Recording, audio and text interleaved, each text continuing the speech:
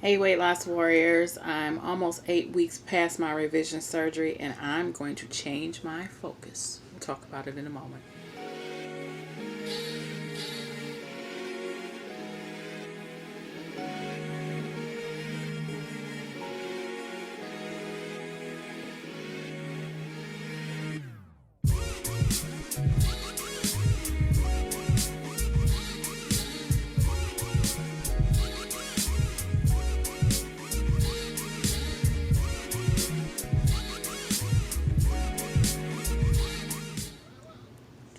Thanks for tuning in again to the Working Girl's Guide to Weight Loss Surgery.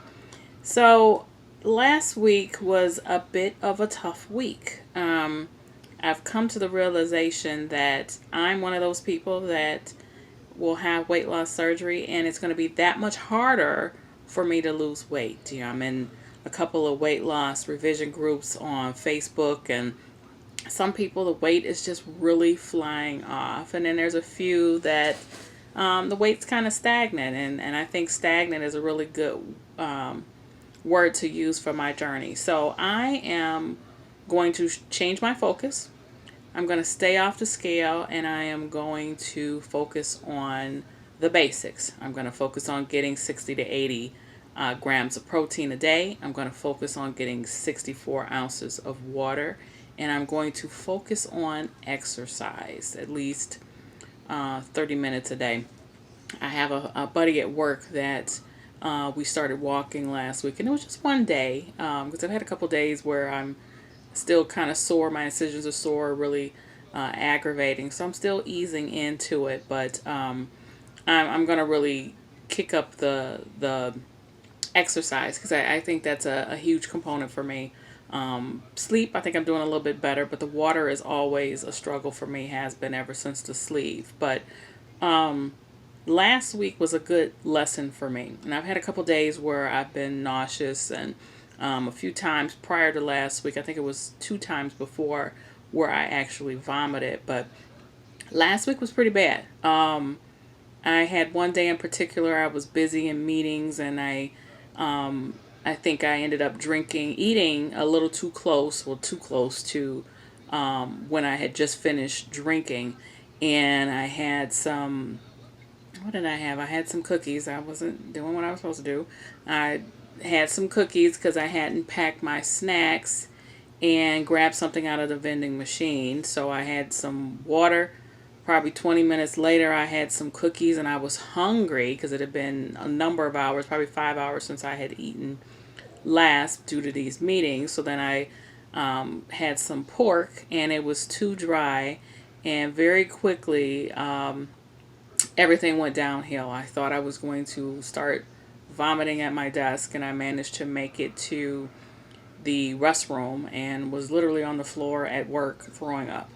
And usually with my experience in the past with weight loss surgery, when I have had times of vomiting, there's not a lot that comes out just because there's a small pouch. There's not a lot going on. But because I'd had that water, it was a lot more than what I have had in the past. So it was close to the time for me to go home, gathered my stuff, got in the car, drove 2 miles, and had to pull over, and was sick in my car. And I was so sick. I just sat there for probably 10, 15 minutes being ill and not aware of my surroundings, and just realizing I really needed to get it together because I didn't feel like I was in a safe place to be sitting off to the side. So I text my family and let them know that I was sick, and just in case something went on.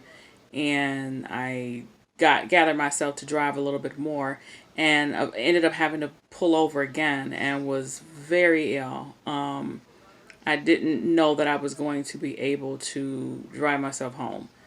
My boyfriend offered to come and either pick me up or follow me home, and I, didn't want to have to worry about doing that, inconveniencing him, and worrying about my car and all of that crap.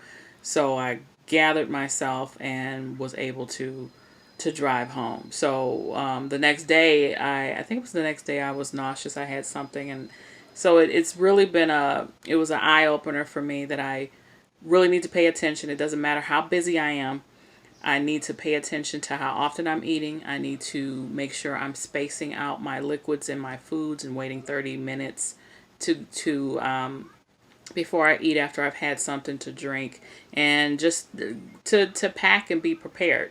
So I'm going to spend today formulating a plan for what my meals will look like and packing and doing some meal prep so that I'm not continuing to make these mistakes, because I think that's happened more than I've paid attention to. But like I said, last week was very much the eye opener. But I'm also not going to worry about focusing on the weight loss and just doing what I'm supposed to do. And I think if I focus on how much protein I'm taking in, I mean, if I really want to lose weight, I really should be eating anywhere from 80 to 100 milligrams a day of protein. And I've had success with that in the past. So that's really going to be the goal. But at minimum, I'm going to get 60. I'm staying away from the protein water and the protein shakes because they seem to make me nauseous too. So excuse me. So that's going to be my plan this next week.